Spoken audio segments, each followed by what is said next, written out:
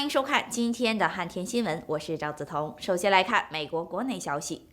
美国众议院周三投票通过总统川普弹劾案，投票数大约与政党比例分布相同。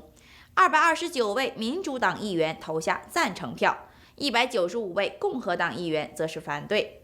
川普将成为美国史上第3位面临弹劾的总统。一旦参议院通过弹劾案，川普的总统身份将被取消。不过，因共和党在参议院内掌握多数优势，因此这一结果不太可能发生。After a historic vote to impeach President Trump for abuse of power and obstruction of Congress, Article 2 is adopted. House Speaker Nancy Pelosi not committing to sending the articles to the Senate. We will make our decision as to when we're going to send it when we see what they're doing on the Senate side, but that's a decision that we will make jointly. Pelosi bashing Senate Majority Leader Mitch McConnell's handling of the process so far before it's even reached his chamber. This is what I don't consider a fair trial. That Leader McConnell has stated that he's not an impartial juror, that he's going to take his cues, in quotes, from the White House. President Trump lashing out at Democrats during a rally in Michigan while the impeachment vote was still underway. It doesn't really feel like we're being impeached, do you? So the House Democrats are surrendering their majority, their dignity, their reputations. They look like a bunch of fools.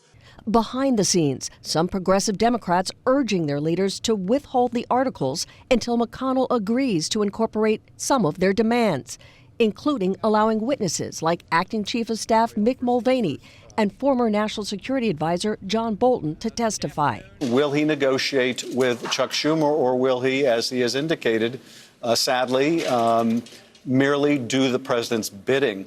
Texas Senator John Cornyn responding to the potential delay, telling CNN, "We don't care if they never come." Of course she wants to wait because she'll never mollify all of the haters and detractors. First they were rushing through it. Now they want to wait. In between his anti-impeachment tirade, the president again attacking Congresswoman Debbie Dingell and her late husband John, while recalling the congressman's funeral earlier this year. She calls me up. It's the nicest thing that's ever happened. Thank you so much. John would be so thrilled. He's looking down, he'd be so thrilled. I said, that's okay, don't worry about it. Maybe he's looking up, I don't know. Dingell responding on Twitter, writing, "I'm preparing for the first holiday season without the man I love. You brought me down in a way you can never imagine, and your hurtful words just made my healing much harder." 星期四，民主党总统参选人将在洛杉矶举行第6场，也是最后一场辩论。明年初的第1场初选临近，目前共有15位参选人争取成为民主党总统候选人，向川普总统发起挑战。其中只有7位可以参加这次辩论。随着民主党参选人人数的不断减少，民众支持的目标也越来越集中。因此，这场辩论赛中，每位参选人的阐述和态度都将对他们今后的竞选之路产生重要的影响。And then there were 7. Joe Biden, Pete Buttigieg, Amy Klobuchar, Bernie Sanders, Tom Steyer, Elizabeth Warren, and Andrew Yang met the qualifications needed for Thursday's debate. My message is real clear. Let's get the hell up and take back this country. Biden is the frontrunner, but the competition is tight with Sanders. This is a campaign of the working class of this country, by the working class of this country. And Warren. We got a chance to make this a country that works for everyone else. That's why I'm in this fight. And also with Buttigieg, who is in second place overall, but is struggling with Democratic voters under 35, says the latest Quinnipiac poll. Anybody who sees me speak anywhere will hear the message that I have for America. Klobuchar hopes her working class roots give her an edge. I'm someone that has built a career getting things done for people. Billionaire Steyer has long railed against President Trump. We now know that the Oval Office cannot reshape a man who does not believe in constitutional democracy. Meanwhile, Yang says he's got a better chance to make an impression Thursday night. There will be 50% fewer candidates on the stage this time, and my speaking time would be projected to rise by 50%. so it should be a really exciting night. I'm John Lawrence reporting. 日前，英国前首相托尼·布莱尔接受了 CNN 的采访，表达了自己的一些政见。他表示对此前英国大选的结果非常失望，认为工党已经沉浸在自我幻想之中，前途黯淡。工党失利的大选结果对所有人来说都是耻辱，令整个英国失望。So they say that the last time the map of England, the map of Great Britain, shifted so seismically in this political manner was when you won in 1997 and the whole political map shifted. What do you say to what happened this time around? So this time around, I think it was very simple. The Labour Party had moved to a far left position. It had ideas and actually an ideology that was never going to be supported by your traditional Labour voters.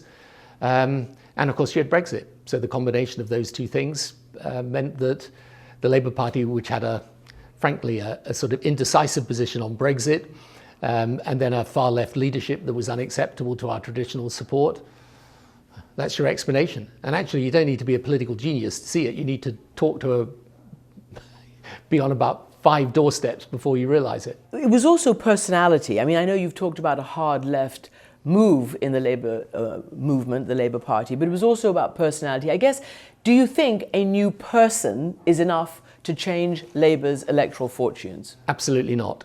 So if Labour makes the mistake of thinking this was just a rejection of Jeremy Corbyn, it was the rejection of what he personified as a set of politics. So in the end, the reason why we lost, the rejection, was the rejection of a set of political ideas. It wasn't just of a person. Actually, as a person, you can say he's sincere in his beliefs, he believes in what he believes in, that's fine. But what he believed was a combination of far-left economic policy, harking back to the 60s and 70s, and hostility to the West in foreign policy that people were never going to vote for. The people in constituencies like the one I used to represent that's now gone Conservative, they were never going to support that type of politics. The House of Representatives has voted to impeach President Trump along party lines. What do you make of that? How do you think that will play into the politics we're discussing right now, into the next election, and into trying to make, I don't know, politics work for people? I mean, I'm not, although I know a lot about American politics, I'm not an expert on it. I understand all the different pressures that there are on people in the Democrat Party at the moment. But I suspect in the end, if impeachment just breaks on party lines, I think the only way you're going to win the next election is to find the program and the position that beats the position of President Trump. And I think that's the only way you're ever going to do it. But, I mean, I might be wrong about that, and there's things I'm not seeing because I'm not involved in that. I've got enough trouble with my own politics without overly bothering about yours. But in the end, one of the things I learned in politics is the only thing that ever made me frightened when I was a leader is if I saw a better idea than the one I had coming down the track at me. And those better ideas are the things you really fear. It never worried me when people were talking about scandals and crises, because all of those came and went. It was only a better idea that could threaten our hold on British politics, and that's why we won 3 elections. So if I were the Democrats now, I'd be searching for a better idea, for a way of explaining the future to people, of saying to them, look, this is how those people who are worried, anxious, believe that the next generation won't do better than this generation, this is how we make their lives better. And that's, I think, the only way you'll win in the end. 随着针对川普总统通俄门案件的调查，以及他的私人律师朱利安尼前往东欧的行程，美国驻匈牙利大使大卫·科恩斯坦逐渐引发了人们的关注。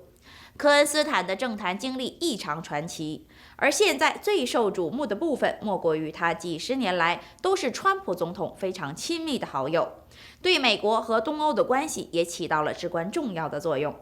同样，他也是朱利安尼此次东欧行程中会见的重要人物之一。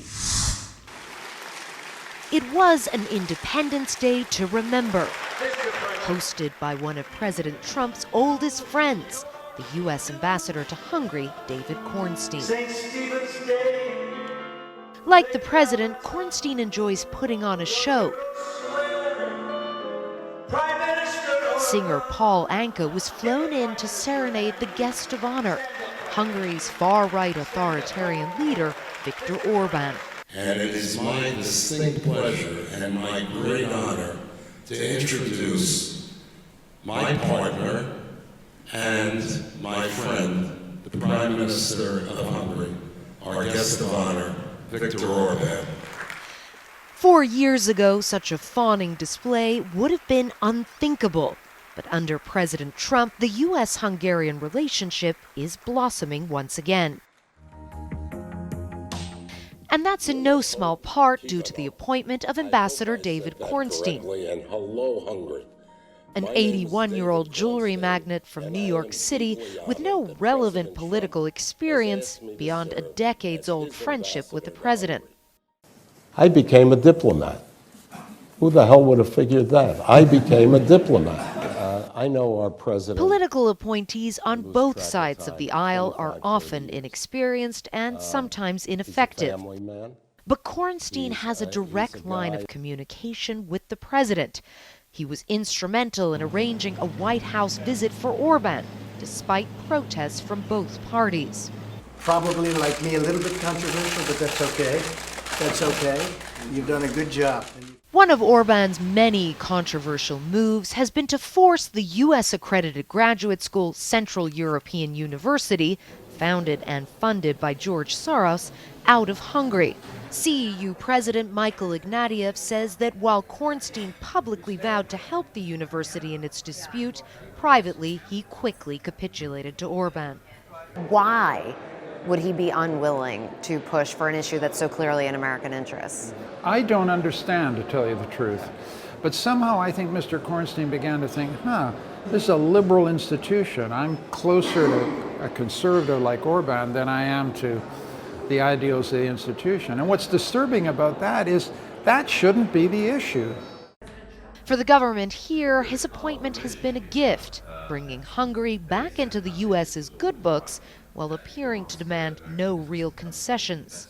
For the past 2 years, since the coming of the new ambassador, we believe it's a new chapter we have opened. The previous chapter was unnecessarily burdened with the kind of ideological debates and pressure that was coming from the Democrats and was basically derailing U.S.-Hungarian relationships.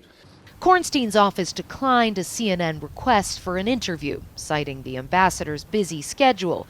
But when by chance we bumped into him at a Budapest restaurant, he sat with us and let us ask a couple of questions on our cell phones. What do you say to people who say that you're too friendly with Prime Minister Orban? What's your response to that? My response is the same as if you asked me about my relationship with my wife.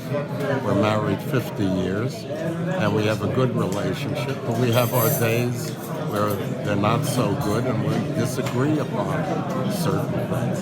The same thing is true with the Prime Minister. But that's a close relationship. It's a good relationship where we have established the trust with each other, and where I can tell him where I think he's making a mistake with what he's doing in a respectful manner. Ambassador Cornstein soon asked us to stop recording, but off camera we asked him about his recent dinner here with Rudy Giuliani.